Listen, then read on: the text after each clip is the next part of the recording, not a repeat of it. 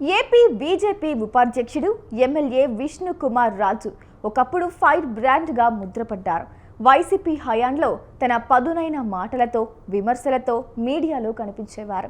కానీ ఇటీవల కాలంలో మాత్రం విష్ణు కుమార్ రాజు సైలెంట్ అయ్యారట. అధికార పార్టీకి చెందిన ఎమ్మెల్యే అయినా సరే ఎందుకో మీడియాకు కాస్త దూరంగానే ఉంటున్నారట. ఇంతకు ఆయన అలకకు కారణమేంటి? ఏ విషయంలో ఆయన మనసు నొచ్చుకుంది?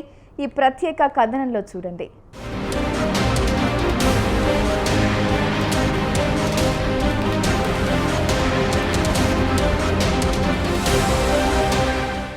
ఏపీ బీజేపీ ఉపాధ్యక్షుడు విష్ణు కుమార్ రాజు ఎందుకు సైలెంట్ అయ్యారు? అధికార పార్టీ ఎమ్మెల్యేగా ఉన్న ఏ విషయంలో ఆయన అలిగారు? ఇప్పుడు విశాఖ రాజకీయ వర్గాల్లో ఇదే చర్చ జరుగుతోంది. విశాఖపట్నం నార్త్ ఎమ్మెల్యేగా ఉన్న విష్ణు కుమార్ రాజు గతంలో ఒక ఫైర్ బ్రాండ్ నేతగా ముద్రపడ్డారు. ప్రజలు, అనుచరులు, పార్టీ కార్యకర్తల దగ్గర సౌమ్యుడిగా ముద్రపడిన ప్రత్యర్థి పార్టీలపై విమర్శలు చేసే సమయంలో మాత్రం చెలరేగిపోతారు. వైసీపీ హయాంలో కూడా విష్ణుకుమార్ రాజు బీజేపీకి మంచి అసెట్గా మారారు. ఎన్నోసార్లు మీడియా ముందు వైసీపీ ప్రభుత్వాన్ని కడిగి పారేశారు. అలాంటి ఫైర్ ఉన్న నేత ఇప్పుడు సైలెంట్ అయ్యారు. ఏపీలో కూటమి ప్రభుత్వం అధికారంలో ఉంది. ఆ ప్రభుత్వంలో ఒక ఎమ్మెల్యేగా ఉన్న విష్ణుకుమార్ రాజు తలుచుకుంటే ఏదైనా చేయగలరు. కానీ గత కొన్ని రోజులుగా ఎందుకో మౌనంగా ఉంటున్నారు. ఒకవేళ మాట్లాడినా సీరియస్ మాటలు పక్కన పెట్టి వైరాగ్యంతో మాట్లాడుతున్నారట. మీడియా కదిలించినా నాదేముంది, అధికారం కంటే సన్యాసం బెటర్ అనుకుంటున్నా అంటూ వెటకారంగా మాట్లాడుతున్నారు.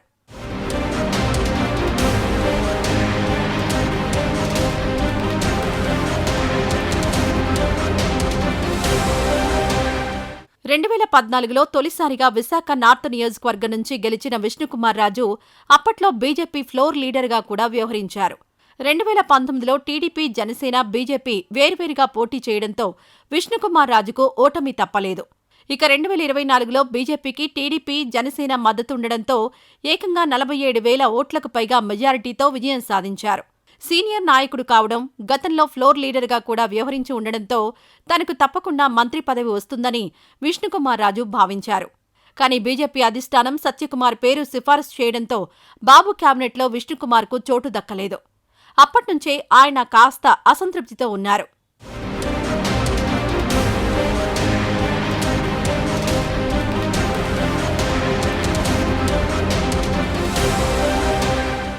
అయితే విశాఖపట్నం రాజకీయాలు కాస్త వైవిధ్యంగా ఉంటాయి.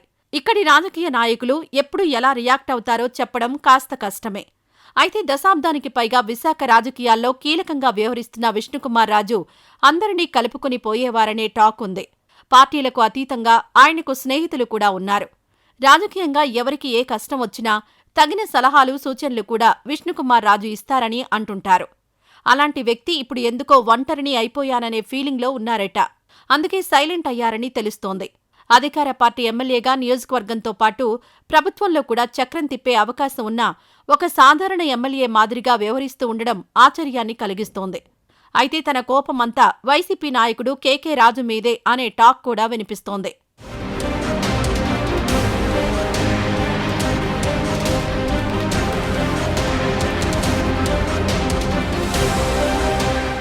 విశాఖ నార్త్ నియోజకవర్గంలో విష్ణుకుమార్ రాజు, కేకే రాజు మధ్య రాజకీయ వైరం కొనసాగుతోంది. 2019 ఎన్నికల నాటి నుంచి విశాఖ నార్త్ నియోజకవర్గానికి కేకే రాజు ఇన్ఛార్జిగా ఉన్నారు. ఆ ఎన్నికల్లో కేకే రాజు, విష్ణుకుమార్ రాజు పోటీ చేసిన టీడీపీ అభ్యర్థి గంటా గెలిచారు. అక్కడ గంటా ఎమ్మెల్యేగా ఉన్నా వీరిద్దరి మధ్య రాజకీయ ఆధిపత్యం కొనసాగుతుండేది. 2019లో వైసీపీ అధికారంలోకి రావడంతో విశాఖ నార్త్కు కేకే రాజు అనధికార ఎమ్మెల్యేగా వ్యవహరించారు. దీంతో అప్పట్లో ఇద్దరు రాజుల మధ్య తీవ్ర స్థాయిలో రాజకీయ విభేదాలు ఏర్పడ్డాయి. కాగా 2024 ఎన్నికల్లో విష్ణుకుమార్ రాజు ఎమ్మెల్యే కావడం, కూటమి అధికారంలోకి రావడంతో కేకే రాజు ఆధిపత్యానికి చెక్ పడుతుందని అందరూ భావించారు. అయితే నిన్న మొన్నటి వరకు కేవలం విశాఖ నార్త్ ఇన్ఛార్జిగా ఉన్న కేకే రాజు ఇప్పుడు విశాఖ జిల్లా వైసీపీ అధ్యక్షుడు కావడంతో మరింత దూకుడుగా రాజకీయాలు చేస్తున్నారు. ఇది విష్ణుకుమార్ రాజుకు రుచించడం లేదనే టాక్ వినిపిస్తోంది.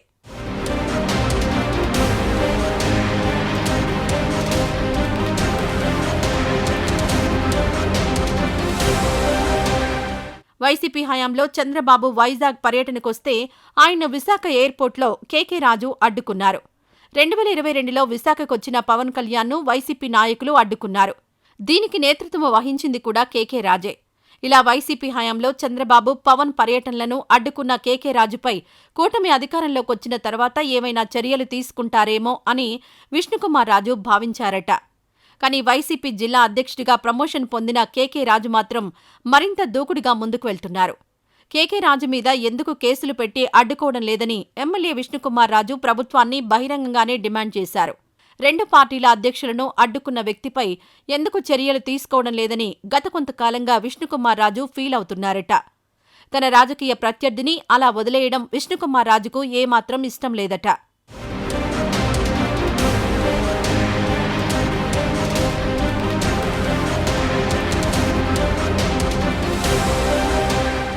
కేకే రాజు పరపతి పెరిగితే విశాఖ నార్త్లో తనకు రాజకీయంగా ఇబ్బందిగా మారుతుందని విష్ణుకుమార్ రాజు ఆందోళన చెందుతున్నారు.